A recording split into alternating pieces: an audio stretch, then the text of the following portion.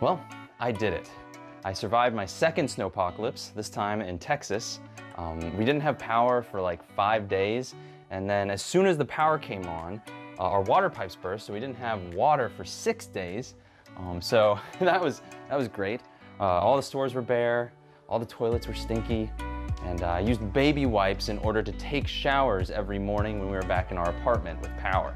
Now, at the beginning, when you don't have a lot of power, there's not a lot to distract you from the fact that your life is crumbling around you, which kind of affects your psyche, right? You don't have your TV, you don't have a computer, you don't have Wi-Fi. You use the data on your phone to check the news, but the news is all saying, we don't know when anything is gonna be back, and everything is burning on the internet as well. And so the stress, it's just big. So I did what any rational person would do, and I took the books I had and I used them as kindling in my fireplace to stay warm while I looked at YouTube on my phone with a dying battery. But I had a battery pack, of course. Now, I'm not saying that YouTube is the last resort for me for media. I've been using YouTube since 2006. I love how personal it gets, and all the sketches and the vlogs and the people who are 30 years old opening Pokemon cards. That's the best content, as we all know.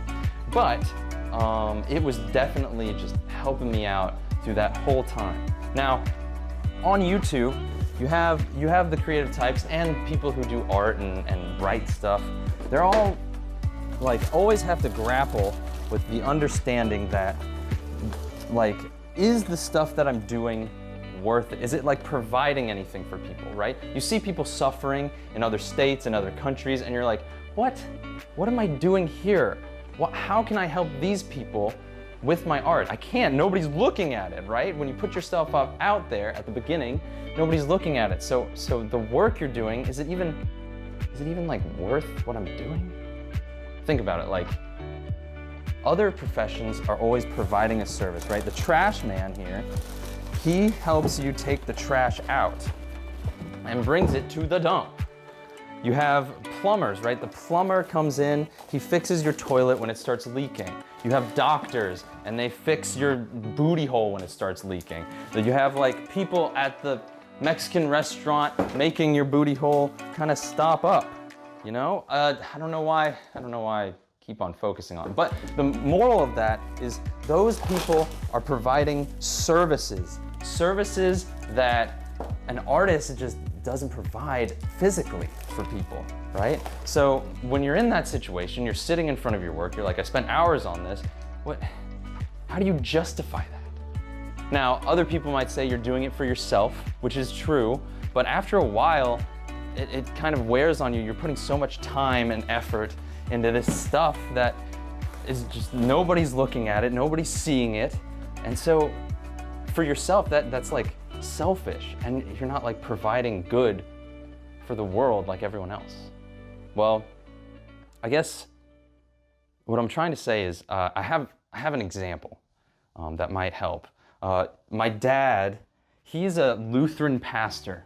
So my dad, being a pastor in the last year, my dad hasn't really had much congregation goers because it's literally deadly to gather in groups for a year. So what my dad did instead was he got a member of the congregation to start filming the stuff that he was doing, the services and the sermons, and posting them on YouTube for people who need to watch it and can't come because they're high risk.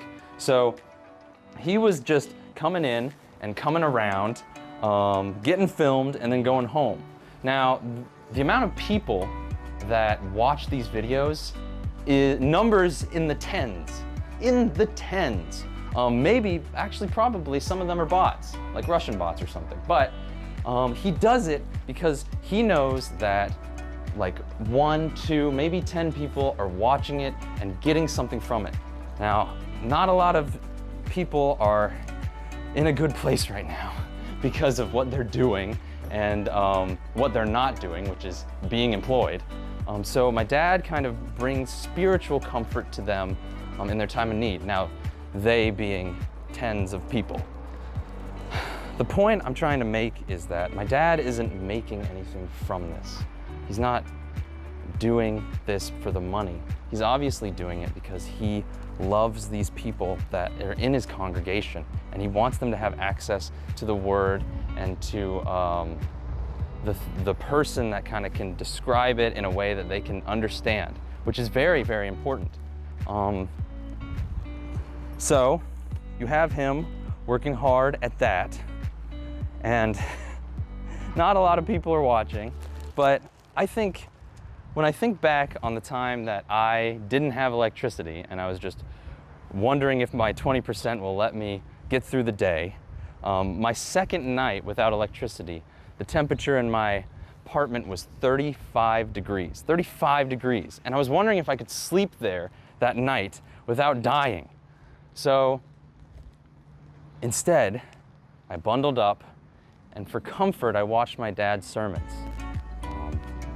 I never told him about it because I just did whatever I could to keep my sanity. I guess what I'm saying is, if you're going to be working on your stuff, like working on like movies or videos or fan fiction or anything like that, you want to be able to do that stuff and know that someone is watching, right? That gives you value. But what I'm saying is, even if one person is watching your videos and it's making them happy and they're commenting and stuff, I think that has just the amount of value that somebody that with 1 million views buying a Lambo for their best friend in California, those two videos are the same. So I guess in the end, the service that one provides when they do all this stuff is helping people who are in a situation that they can't escape, cope with that situation. People who are in sorrow, in desperation, that distraction helps them get through that. And that's valuable. That's valuable.